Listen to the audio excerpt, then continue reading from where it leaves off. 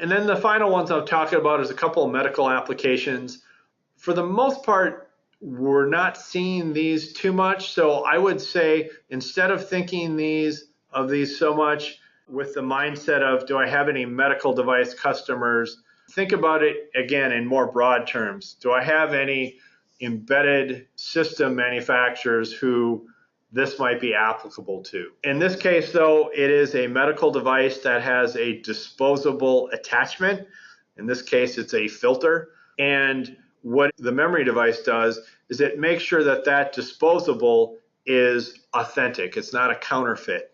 And the reason that's important is with units like this, that's where the medical device manufacturers make their money, is with the disposables. In fact, sometimes they'll actually give the unit away or sell it at or below cost because they know they're going to make their money on the disposables.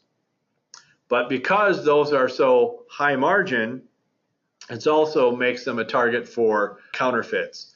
So our product has been used on a number of occasions to authenticate that that's a genuine disposable. And one of the reasons that our product was chosen is it can be sterilized right along with that kit.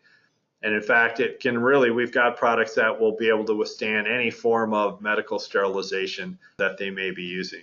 And in the same way, not only might you want to make sure a unit, a disposable, is authentic, you might also want to make sure that it's only used for the prescribed amount. And that may be X number of times, might only be one time, but it might be for so many hours or for so much flow rate or power, whatever the case may be. Keep in mind that our memory devices are rewritable. You can write information back to them. They're not just a serial number that you read off. So the embedded device can write back to it saying, okay, I've been used for 1 hour, I've been used for 2 hours, I've been used for 3 hours, whoops, I've been used for 4 hours, prompt, and say you got to put in a new disposable. So that's that type of application there. So finally, the last slide, just to wrap up here, as we got about 2 minutes left, what resources do we have available for you on applications? On the back of the data key brochure, you'll see there's 9 applications. So as you're going through the brochure with a new customer, let's say,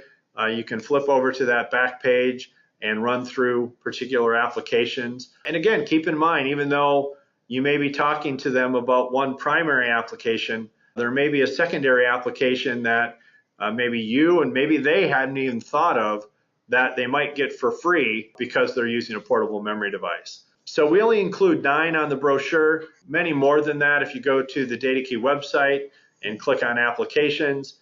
We've got 17 that we've highlighted there. We also have a variety of case studies. Those are found under our resources section.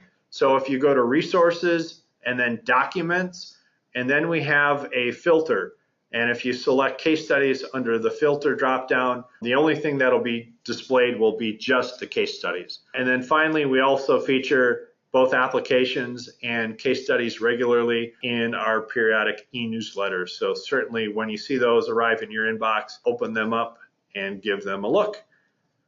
So with that, I appreciate everyone's attendance. If you have any questions about applications, feel free to reach out to Jim or myself and we'll be happy to answer those. And with that, I'll look across the room to Jim to see if there have been any questions asked that he didn't answer, and he's shaking his head no. So if you think of any after the fact, again, just reach out to Jim or myself and we'll be happy to answer those. Thanks again for attending. Have a good week.